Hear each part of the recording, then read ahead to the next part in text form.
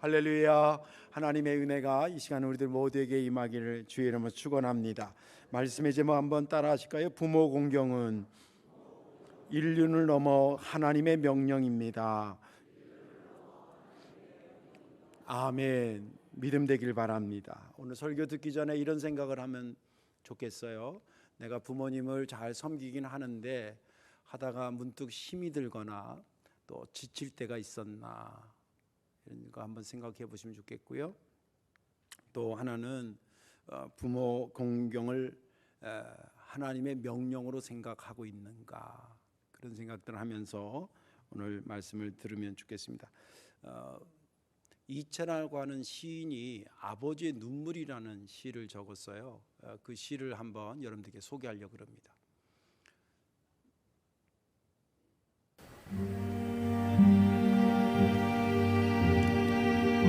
남자로 태어나 한평생 멋지게 살고 싶었다.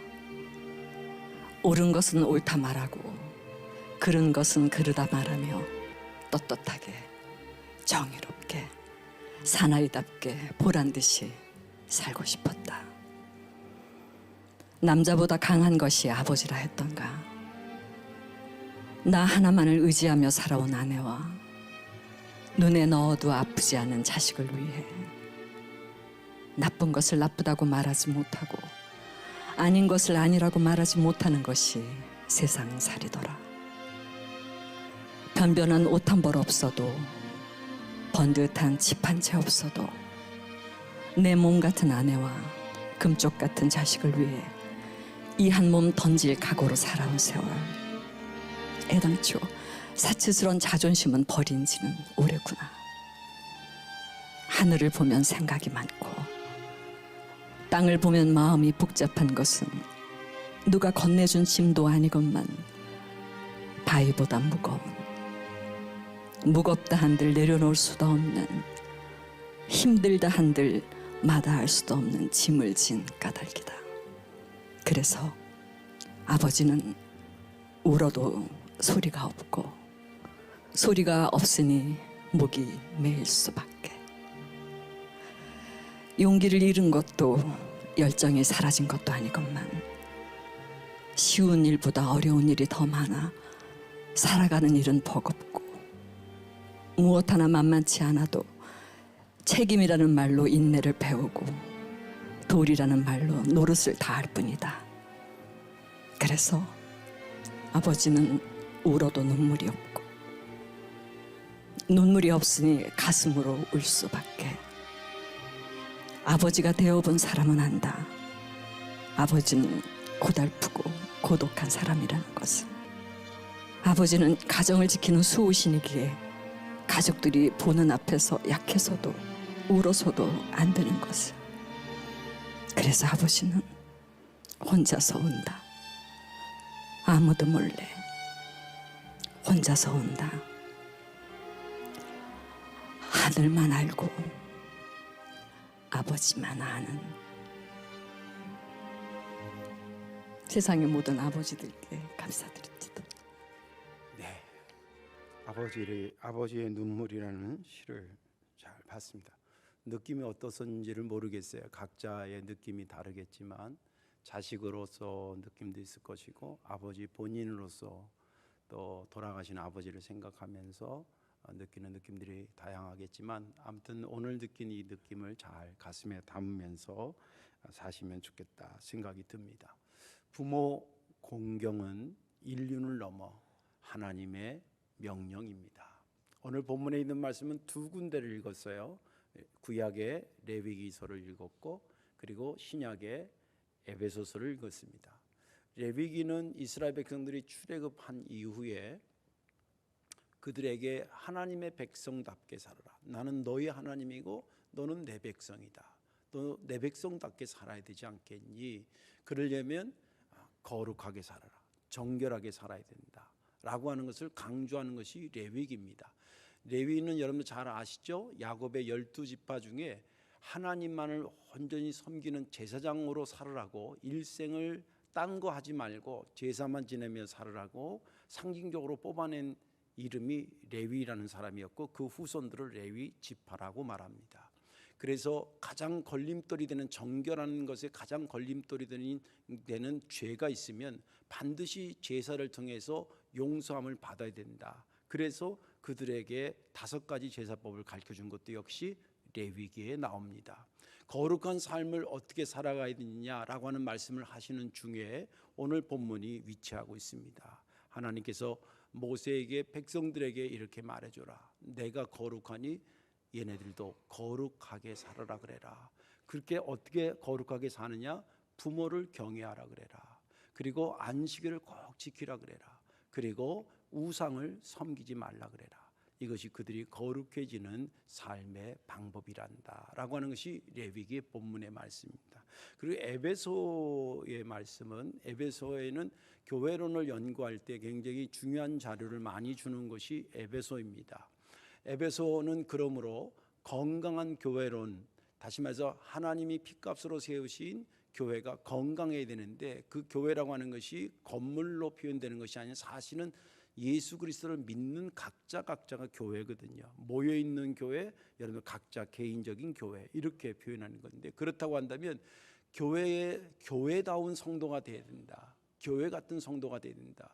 세상과 구별된 그러한 거룩의 권능이 임하는 교회처럼 너희들은 살아야 된다. 그런 맥락에서 오늘 거룩한 자의 삶을 에베소 6장에 말해주고 있습니다. 사랑하는 자녀들아, 너희 부모를 공경해라. 이것이 옳으니라. 너희가 그렇게 잘하면 이것은 내가 너에게 축복한다는 그 축복이 있는, 그 약속이 있는 첫 번째 계명이야. 그리고 부모들아, 너희들도 자녀들을 노엽게 하지 말고 주의 교양과 훈계로 양육해라. 그런 말씀이 오늘 본문의 전반적인 말씀입니다. 저는 본문을 읽으면서 제가 은혜 받은 것은 이런 겁니다. 구약에서도 얘기를 하고 부모 공경에 대해서, 또 수천 년이 지난 신약에서도 부모 공경을 얘기한다고 한다면, 이 부모 공경은 선택의 여지가 없는, 인륜에 맡길 일이 아니라 하나님의 명령으로 받아들여서 우리가 힘써 해야 될 그러한 신앙의 덕목이다라고 하는 것으로 은혜가 됐습니다. 오늘 말씀에 저 여러분들 은혜 받으시고 부모를 공경 잘 하고 계시는 걸 제가 알고 있고요. 그런데 혹시 지치거나 힘들 때 이것을 인륜으로 하지 마시고 하나님의 명령이라는 좀 강권적인 개념을 만드셔서 여러분들 부모님들 잘 섬기는 일에, 또 영적으로 보면 이 교회의 많은 믿음의 선조들이 우리 어머니 아버지들이잖아요. 그분들을 잘 섬겨주는 그런 성덕교회, 또 여러분들 각자 되시기를 주님의 이름으로 축원합니다. 자, 주님이 그렇게 부모를 공경하라 그랬는데 어떻게 해야 부모 공경을 잘할 수 있을까? 그 첫째는 하나님이 얼마나 많이 부모 공경을 강조하셨는지를 아셔야 됩니다. 아셔야 됩니다. 우리가 부모님을 잘 공경하려고 그러면 하나님이 부모 공경을 대충 말하신 분이 아니라 아주 집요하게 말씀하셨다라고 하는 것을 알면 알수록 그 일을 감당하기 쉬워진다는 거예요. 그러면 하나님께서 어떻게 그 부모 공경에 대해서 그렇게 집요하게 말씀하셨는지를 어떻게 아느냐? 방법 체크리스트가 몇 가지 있습니다. 첫째는 이 성경이 하나님의 뜻을 담겨놓은 거니까 여기에 대체 부모 공경이라는 말을 얼마나 많이 하셨는가를 살펴보면 될 것이고요. 그죠? 그 다음에 또 한 가지는 부모 공경을 말씀하셨는데 대체 어느 정도의 의미와 그 가치를 두고 높은 데다 두고 그것을 말씀하셨는가라고 하는 것을 체크해 보면 될 것이고, 또 이 부모 공경을 얼마나 오랫동안 말씀하셨는가를 보면 대충 하나님께서 그런 마음이었었구나라고 하는 것을 알게 된다는 것입니다. 먼저 성경에 이 부모 공경이라는 게 얼마나 많이 언급되어 있는가, 단어 그대로 부모를 공경해라, 부모를 경외하라, 이 단어로 한 30여 번 얘기합니다. 그리고 스토리로 말하는 것은 이루 말할 수 없는, 우리 구약의 근간은 아브라함과 이삭과 야곱, 요셉 이렇게 흘러가잖아요. 여기 보면 아버지는 아버지의 역할을 충실한 자들이고요, 아들은 아들의 역할을 충실하게 한 자들이에요. 이걸 유심히 보면 그렇게만 보지 않아서 그렇지만 아버지의 역할을 거기서 아브라함을 통해서 볼 수 있고, 이삭을 통해서 볼 수 있고, 야곱을 통해서 아버지 역할을 볼 수 있고요, 또 자식의 역할을 보면 요셉을 통해서 또 야곱을 통해서, 이삭을 통해서 자식의 역할을 잘 감당했던 걸 볼 수 있습니다. 아무튼 성경 곳곳에서 하나님은 단어적으로도 이것을 많이 강조하고 있습니다. 그리고 두 번째는 아까도 말한 것처럼 그것을 말씀하시는데 어느 정도의 비중을 두고 말씀하셨는가 볼 때, 이 부모 공경은 어느 정도 비중을 두고 말했냐면, 이 지금 레위기는 이스라엘 백성들이 출애굽해가지고 광야에 있을 때 주신 말씀이거든요. 너희들이 이제 죄에서 건짐받고 노예에서 건짐받았으니까 하나님 백성들을 살려면 이것 좀 지켜야 돼, 이거 꼭 지켜야 돼. 그래서 준 게 10개 계명, 10계명입니다. 아시다시피 그것은 첫 번째부터 네 번째는 하나님에 관련된 계명이고, 그리고 다섯 번째부터 10번째 6개는 인간관계에 대한 계명입니다. 인간에 관련돼서 계명할 때 첫 번째 등장한 게 뭐냐면 부모를 공경하라 했습니다. 그러니까 인간사회, 인간의 모든 사람들의 삶에 가장 하나님 다음으로 중요한 것은 부모 공경에서부터 해나가라, 그런 뜻입니다. 그 비중을 상당히 높은 데다 비중을 두고 있습니다. 오늘 읽은 레위기 19장 3절 말씀도 보면, 너희 각 사람은 부모를 경외하고 나의 안식일을 지키라, 나는 너희의 하나님 여호와니라. 여기서도 보면 하나님이, 이 말은 왜 나왔냐면 그 2절에, 그 앞에 절에 하나님은 거룩하니 너희도 거룩해라. 그 어떻게 거룩해집니까? 부모를 공경하라 그래, 안식일을 지키라 그래, 우상 숭배하지 마라 그래 라는 얘기의 행동 지침의 첫 번째 등장한 것이 부모 공경입니다. 부모 공경입니다. 거의 안식일을 지키라고 하는 것으로 거의 동격 비슷하게 말하고 있습니다. 비중을 상당히 높은 데다 두고 있는 거죠. 우리 기독교인들이 그래도 목숨 거는 몇 가지 중에 주일 성수 혹은 11조, 또 말씀 읽는 거, 이거 거의 기도, 이런 거 거의 목숨 걸고 하지 않습니까? 그만큼 비중이 있는 건데, 그 비중만큼이나 뭐예요? 부모 공경하라는 것을 그 위치에다 놓고 계신다는 거예요. 강조하고 계시는 거죠. 또 이 부모 공경은 어느 기간 동안 말씀하셨느냐? 레위기가 기록될 때 학자들마다 좀 다른데 서기전 1200년, 1300년으로 봅니다. 혹은 더 멀리는 1500년으로 보니까 그냥 중간에 1300년으로 하겠습니다. 1300년 서기전이죠. BC 1300에서 에베소는 AD 한 50년경에 기록됐어요. 대략 한 1300년이 흐릅니다. 그리고 에베소가 기록된 다음에 우리가 지금 이 말씀을 듣고 아멘하는 이 우리의 시간이 2000년이 지났어요. 합치면 약 3300년이 지났어요. 3300년이 들었는데 지금 나에게 하는 말씀을 들으면, 부모 공경하라 할 때 여기 노멘 할 사람 손 들어봐요. 속으로 몇 사람은 제가 들어야 되는데 이러면서 손가락질 하는 사람인 거예요. 부모 공경하라는 것을 지금, 그거 옛날 말이에요. 목사님, 아이고 3300년 전에 하는 말을 이제 사고 있어요. 이럴 사람 손 들어보세요. 이 3300년 동안 부모 공경을 하라고 그럴 때 그 얘기를 듣는데 노멘할 사람이 없었다 이 말이에요. 지금 우리도 듣고 아멘하는 거예요. 그러면 진리 아니에요? 3300년. 하나님이 집요하게 말씀하게. 여러분들 어버이 주일이니까 어머니 그러면 어머니가 잘 쓰던 문구들이 있을 거예요. 아마 여러분 한두 개 다. 우리 어머니 입만 열면 그 얘기해. 우리 아버지 그러면 아버지가 잘 쓰는 문구가 있을 거예요. 우리 아버지는 그만 입만 열면 그 얘기해. 그분들이 왜 입만 열면 그 얘기를 하셨겠어요? 적어도 내 자식한테 이거는 심어주고 가야지. 그래서 입만 열면 그 얘기를 한 거예요. 하나님이 3300년 동안 입만 열면 부모 공경에 대한 이야기를 멈추지 않으셨어요.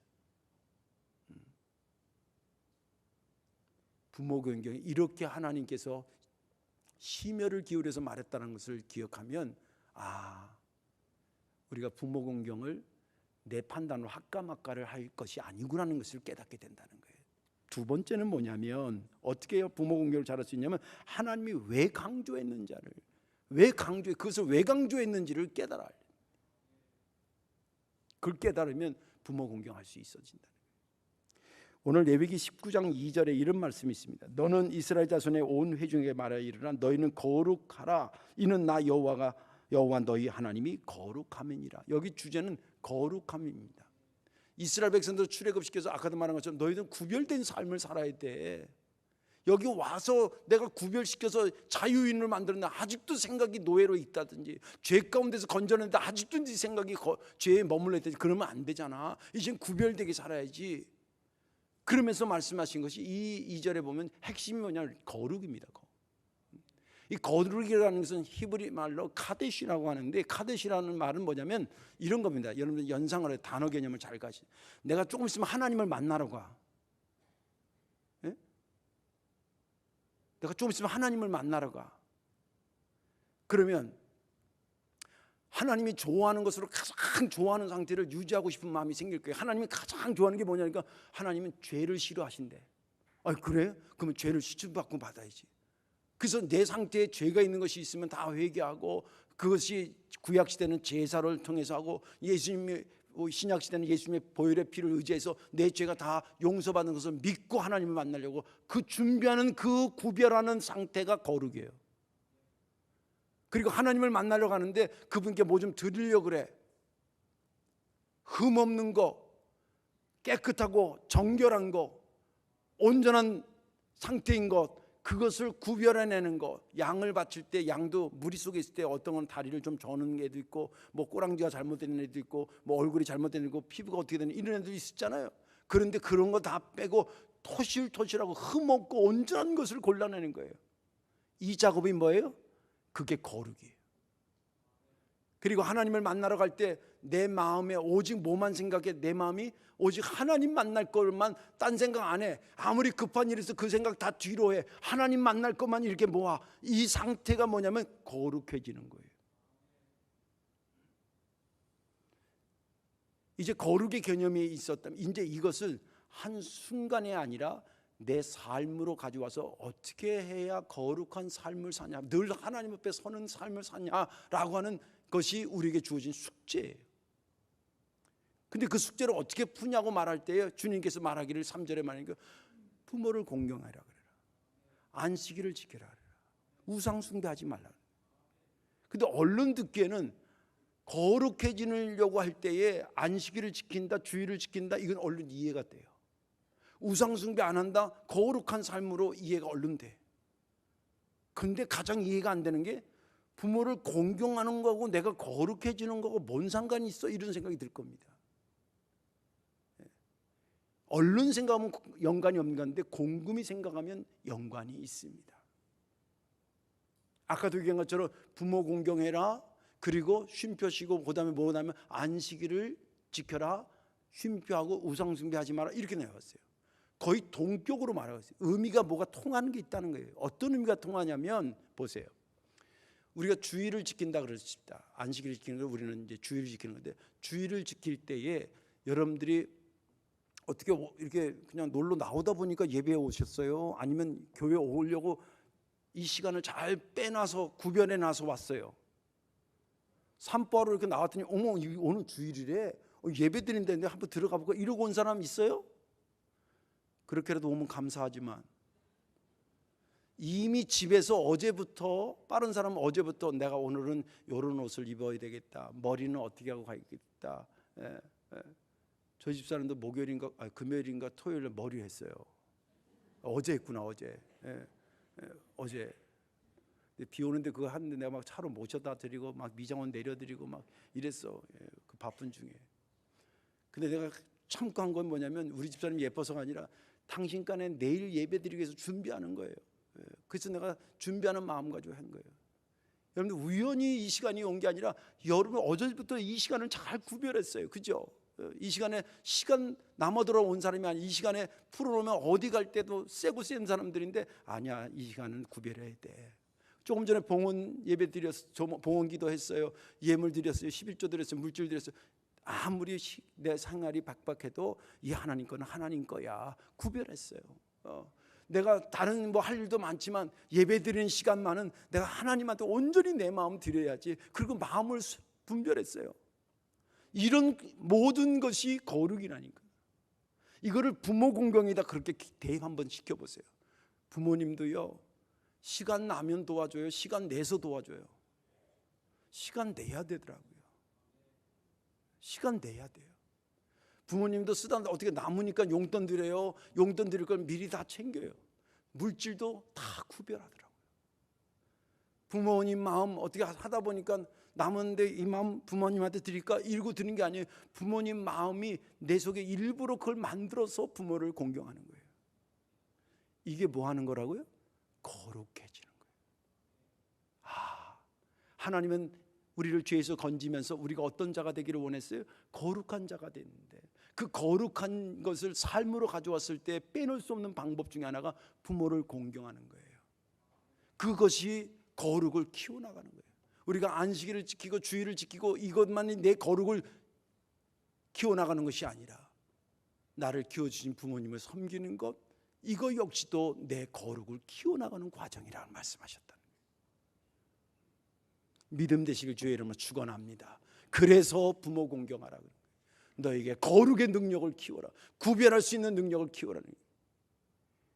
거룩이라고 하는 것은 구별한다는 뜻이거든요. 구별한다는 뜻이에요.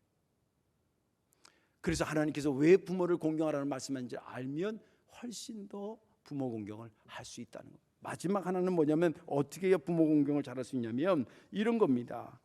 부모 공경을 인륜을 넘어 하나님의 명령으로 받아들여야 된다는 거예요. 부모 공경을 인륜 차원에다 머물게 하지 말고 하나님의 명령 차원으로 받아들여야 된다는 겁니다. 오늘 에베소 6장 2절을 보니까 내 아버지와 어머니를 공경하라, 이것은 약속이 있는 첫 계명이니 그랬어요. 계명. 통상 인륜적으로도 잘합니다. 그렇죠.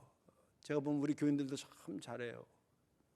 권사님 어디 갔다 오셨어요? 아유, 예, 어머니 어디 아프세요? 어머니 요새 요양원에 계셔서 제가 좀 갔다 와야 돼요. 저분 정말 잘해. 진짜 저보다 훨씬 잘하는 것 같아요. 빈말이 아니에요, 진짜.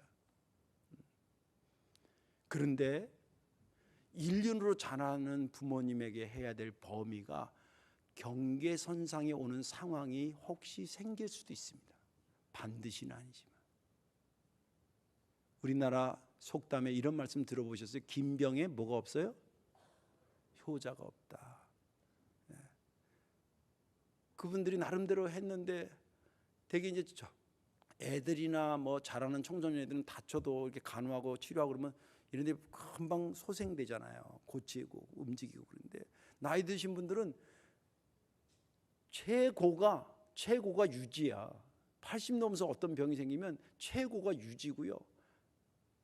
상당수는 그보다 몸 상태가 안 좋아지는 쪽으로 가는, 막 아파서 더 튼튼하게 했다 이런 경우도 있지만 그런 확률보다는 현상 유지가 될 정도나 아니면 더 나빠지는 확률이 나빠요. 근데 이게 시간이 길어지는 거라. 자식된 입장에서 힘들어지는 거예요. 그동안 잘해왔어 자기도. 근데 그 상황이 되니까 시간적으로도 힘들고 재정적으로도 힘들고 마음적으로도 힘든 거예요. 그때에 꺼내다 봐야 될 말씀이 오늘 본문의 말씀이라는 거예요. 부모 공경은 인륜의 차원을 넘어서 도리의 차원을 넘어서 하나님의 명령이라. 그렇게 생각하면 힘들어도 어떻게 해야 될 말씀으로.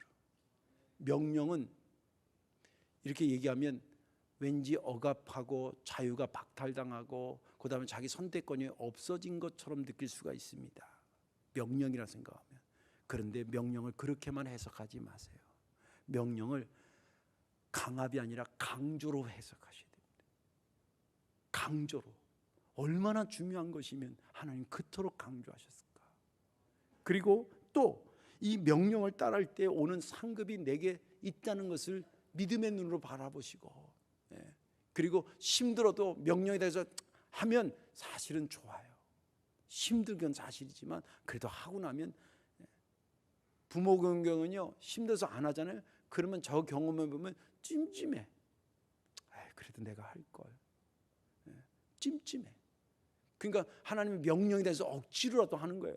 물론 평생지부터 처음부터 억지로 하라는 게 아니라 아까처럼 1년으로 하던 범위까지 했는데 그 경계선상을 넘었을 때에 그래도 부모 공경을 해야 되죠. 그때의 개념 자체는 하나님의 명령이다 는 것으로 가지고 하면 내 마음이 편하고 또 그것을 바라보면서 부모님도 아는 거예요. 제가 박사과정 공부할 때 공부가 힘들잖아요. 3년 동안 막 하고 계속 레포트 쓰고 또 뭐 논문 프로포저를 하고 또 막 쓰고 그럴 때 제 친구 목사랑 그때 화성에서 같이 공부를 했어요. 아주 친한 친구랑. 서로 아버지 역할을 해줬어요. 어느 날 내가 너무 힘들어 나 다음에 할까 하다가 공부하다가 왜냐면 대학원 박사과정을 좀 쉬었다가 하는 경우도 있어요. 다음에 할까 그러면 그 친구 아버지가 해 어차피 시작했는데 그리고 몇 개월 지나면 역할이 바뀌어. 지가 그래. 너무 힘들어. 다음에 할까? 그럼 내가 좀 아버지 역할을 해지 뭔 소리야 지금 나 혼자 못해 같이 하니까 하지. 그래가지고 해가지고 했거든요. 지금 가끔 이게 차 마시면서 얘기하면 야 그때 우리 서로 아버지 역할하는 게 진짜 잘했다. 진짜 잘했다. 여러분들 부모 섬기는 것이 쉽지 않습니다. 그런데 이것을 인륜의 범위로 두면 선택의 여지가 나한테 있는 것처럼 여겨져요. 그러나 하나님의 명령으로 그것을 받아들이고 해석하면 이것은 선택의 여지가 아니라 그분이 원하시고 당연히 해야 될 것으로 받아들여 하게 된다는 거예요. 그때에 여러분들이 부모 섬기고 공경하는 것이 훨씬 더 활력 있게 된다는 것입니다. 이제 말씀을 정리하겠습니다. 저는 오늘 제 1년 중 설교 중에 가장 어려운 설교를 했습니다. 내용이 어려워서가 아니라 제가 제 스스로에게 할 때 이거 정말 이거 설교할 자격이 없는 사람이 설교를 하고 있어요. 저도 나름대로 1년으로 하다가 끝자락에 선 것 같은 느낌이 든 때가 있었습니다. 그때 내가 그래도 목사인데 내가 하나님의 명령을 지켜야지. 그래서 그 고비를 넘겨온 것이 사실 솔직한 부끄러운 고백입니다. 아마 여러분들도 비슷한 경우들이 날마다는 아니지만 있을 때가 있을 겁니다. 또 있었던 분도 계셨을 겁니다. 그러면서 한편 위로가 되고 해석이 되는 것 중에 부모님도 저희를 키울 때 그러지 않았을까? 부모님도 내가 낳은 자식인데 왜 잘 키우고 싶은 마음이 없었겠어요? 열심히 키웠는데 애들이 부모 마음 같이만 자라주나요? 나쁜 놈 새끼 이놈 새끼들. 지 맘대로 하고 지 혼자 잘한 것처럼 하고 왜 그러냐고 대들고 그랬더니 확 호적에서 파고 싶어도 그래도 하나님께서 내게 준 선물인데 주의 교양과 훈계로 양육하라 그랬는데 자녀를 노엽게 하지 말라 그랬는데 이것도 명령이다. 그러면서 날 키워주지 않았을까? 그 생각하니까 그렇구나. 나도 이거 하나님의 명령으로 생각하고 해야지. 그런 생각을 하게 됩니다.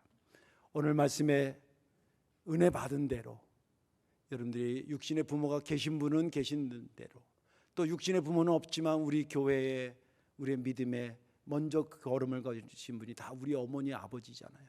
그분들을 생각하시면서 이것을 인륜의 차원에 머물게 하지 말고 하나님의 명령이라는 말씀을 붙잡고 부모 공경하는 일에 최선을 다하는 우리 모두 되시기를 주님의 이름으로 축원합니다. 기도하겠습니다. 좋으신 아버지 고맙고 감사합니다. 부끄러운 자가 주의 말씀을 증거했습니다. 주님, 저 스스로도 많이 은혜 받게 하셨으니 또 온 성도도 이 말씀에 다시 한번 은혜 받고 새 힘 얻게 하여 주옵소서. 다시금 기도하오니 오늘의 내가 있기까지 땀 흘리고 눈물 흘리셨던 부모님들을 주님 기억해 주시고 저들의 노고가 헛되지 않도록 복 내려 주옵소서. 예수님의 이름으로 감사하며 기도하옵나이다. 아멘.